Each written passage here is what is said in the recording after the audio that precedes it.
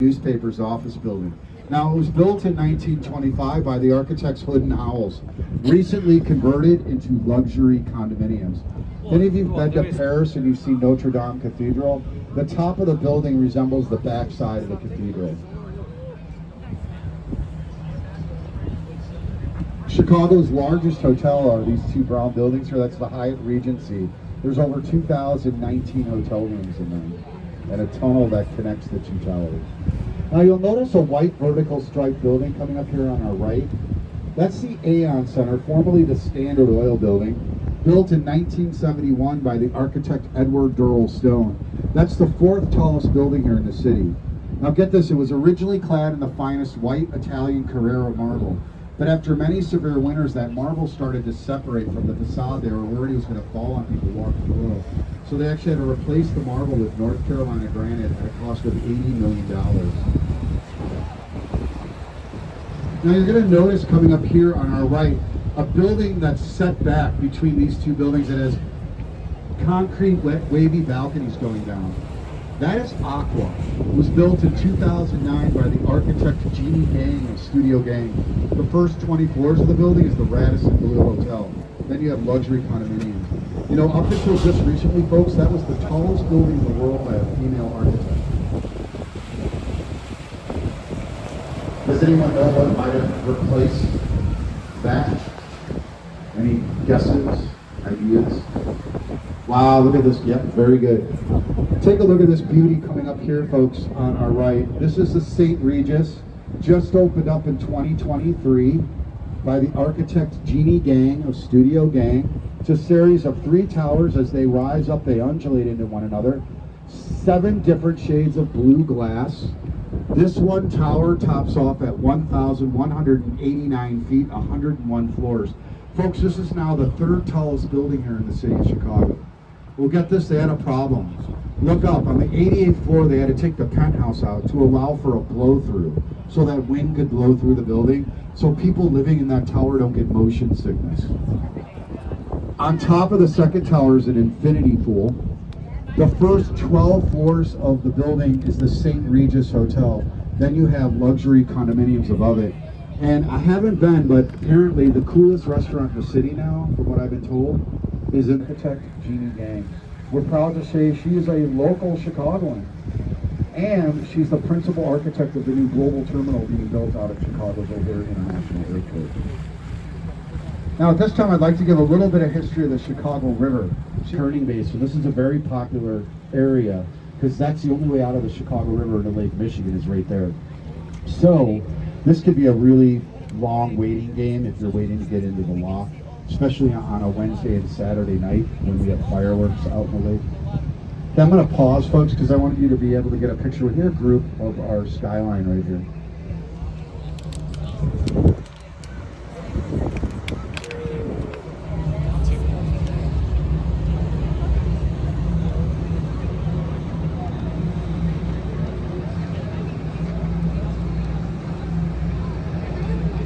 70-story luxury condominium building.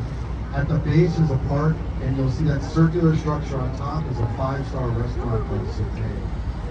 It's the only building you're going to find east of DuSable Lakeshore Drive. In 1976, the city passed a land ordinance that said no buildings could be built east of the drive. Well, that was grandfathered in because it was built on a landfill. It's also the original design of the building was by Mies van der Rohe. He had planned to build a 30-story office building in Berlin, Germany. But due to the war, the building never got built. His students found his design and built that. Now you'll notice this area of land coming up here on our right that's vacant. Well, that will eventually become the Jean-Baptiste Point DuSable Public Park, a park in honor of our founder. It's taken a long time for them to do that. There used to be a light bulb factory on the grounds there, and so the land was contaminated with mercury. So they had to make sure it was safe to build the park there. Now folks, we're coming up to DuSable Lakeshore Drive. If you go right, that's going to take you to the north side of the city. Left will take you south. It's the quickest way to get from one end to the other. The bridge we're going underneath is the Franklin Delano Roosevelt Bridge. It's one of 2 double-decker, double-leaf fast-moving trunking bridges to expand Lakeshore Drive further north from Foster Avenue to Hollywood, and to build more bridges over the Chicago River.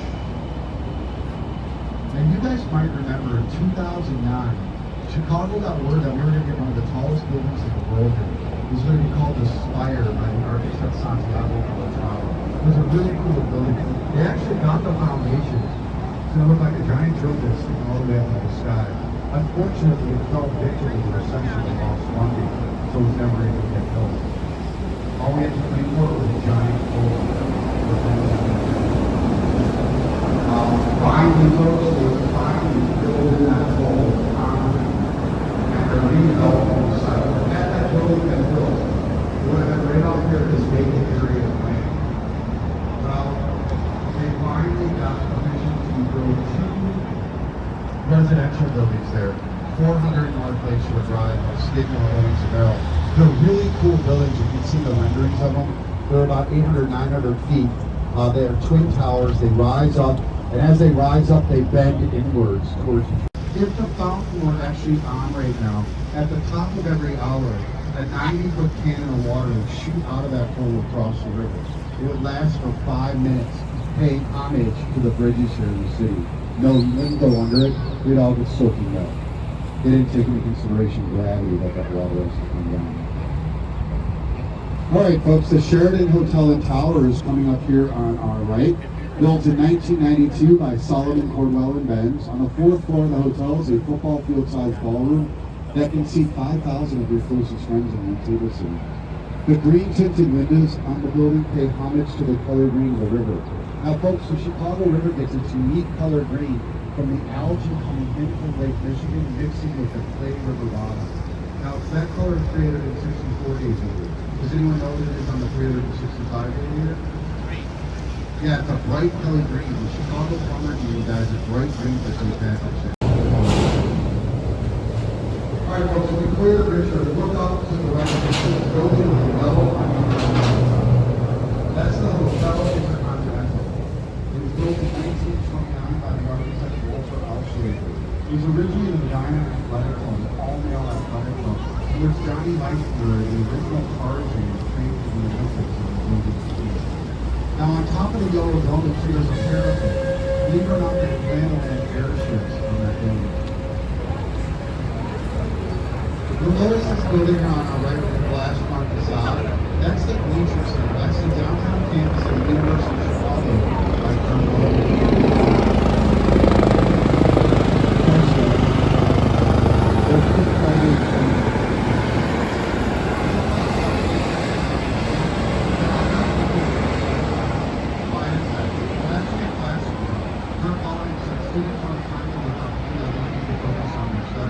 That's how the University of Chicago is for this 90-something hotel class centers, second only to Harvard University.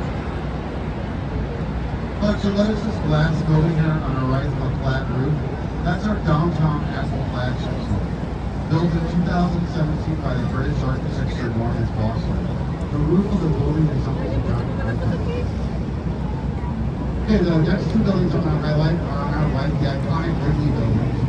The South Tower with the clock on top of it was completed in 1921. The North Tower was completed in 1924 by the years ago as well. Now the building is made of 6 different shapes of light blades.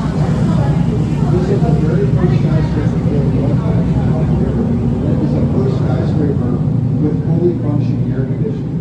A little bit of information about Wrigley. They were a soap company. They sold soap. The soap wasn't selling very well, so he decided to stick a piece of spearmint gum with the soap. Well, guess what became more popular? The gum. Also, you'll notice those big windows on the first floor there. Those are known as the Chicago windows. Very common to display merchandise. Already mentioned Trump International, second tallest building here in the city of Chicago.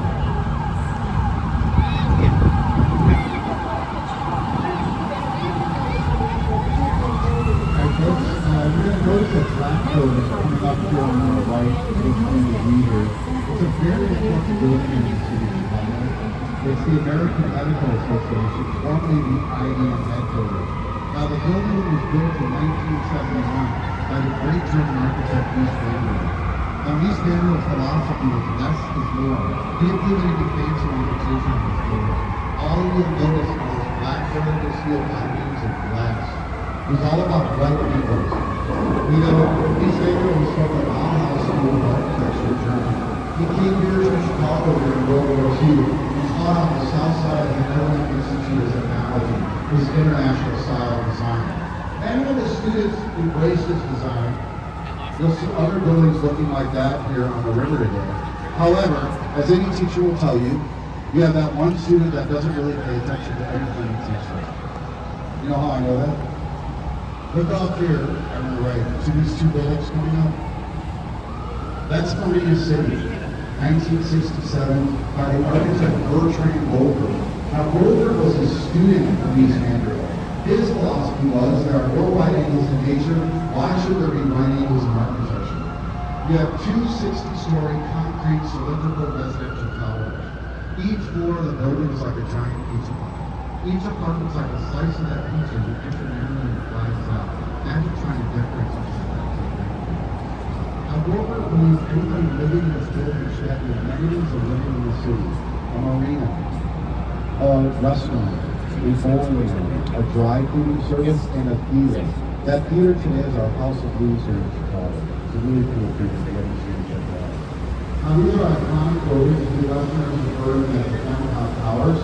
Featured in many films, they're also on the album cover of Lopez Yankee Hotel Foxtrot of Chicago and Brooklyn, for sure.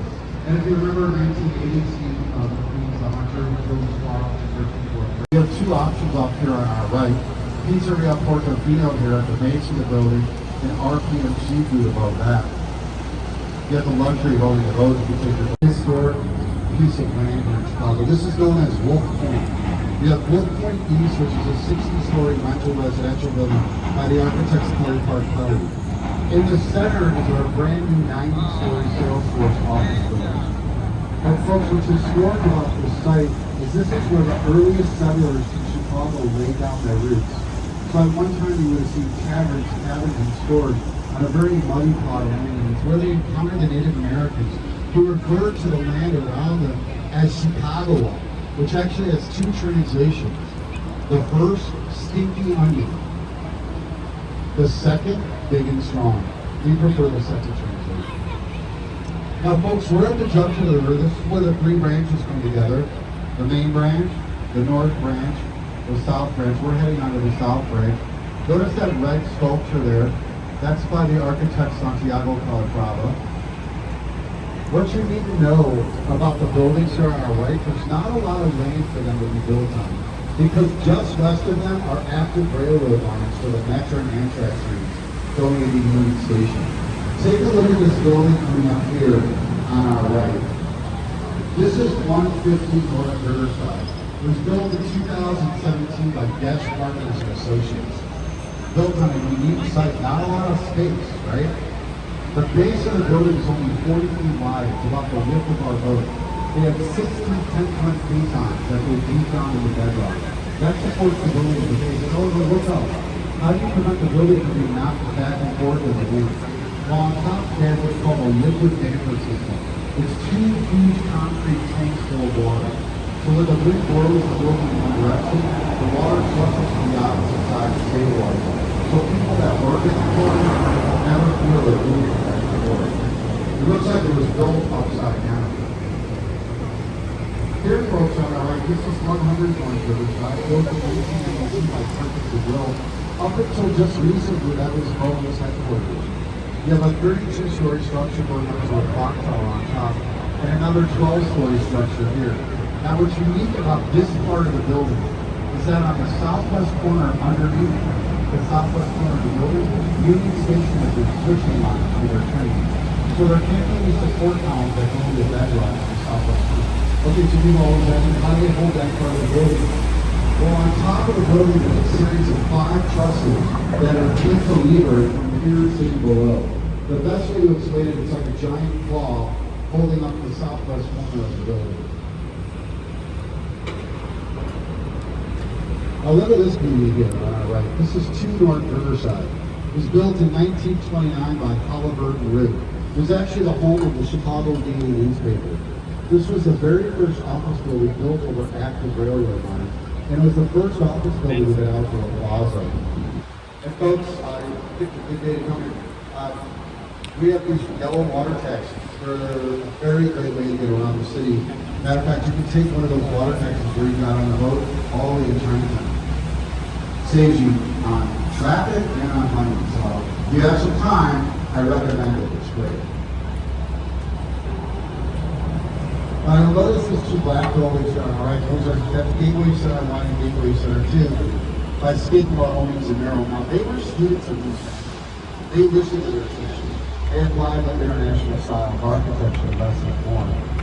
But if you notice under the building, you'll see that Amtrak and Metro trains going in. These buildings have live released the air rights over the railroad tracks. You know, about 15 years ago, just a half a mile west of here, was Chicago's Skid Row. So you see a college downtown. It's not great if you want to go visit. You go there today, it's the second best food in the city of Chicago. Five-star restaurants and boutique hotels. And we have our very own Guinness Brewery in West Loop. If you like Guinness spirits, worth checking out. Also, you'll notice here on our right this white building. That's the Fifth Third Bank building. It's by the same architects who did these black buildings. The only difference is they placed precast white panels over the black vertical steel items. The city had enough of those. They wanted something a little bit different. And if you look off in the distance here on the right, you see that older building there? That's Union Station train station. Built in the late 20s, Grant Anderson close from life. You get a chance to dive off the bottom of the Any of you remember the untouchables? There's a great shoot out there. All right, shortly after Chuck and say, turn our vessel, you're going to get an up-close and personal look at the tallest building here in the city of Chicago. Willis Tower, spelled S-E-A-R-S Tower. It's the old Sears Roebuck Company, it's their headquarters.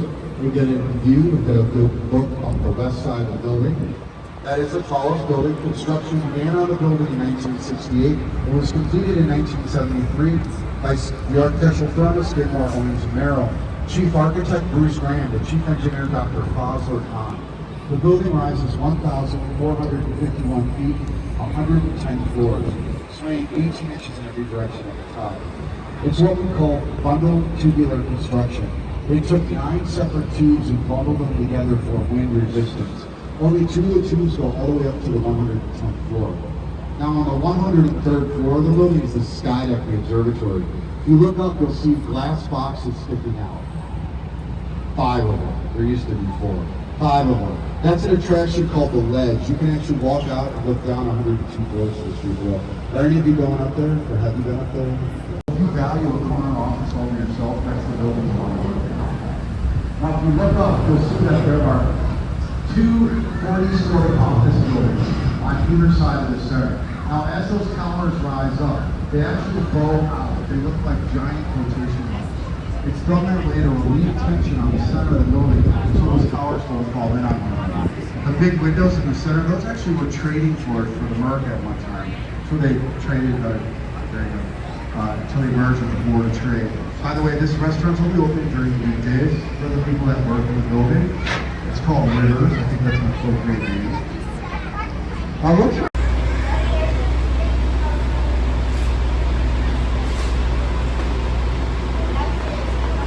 Okay, folks, see this red brick building with the ivy going up there? That's the Great Race Building.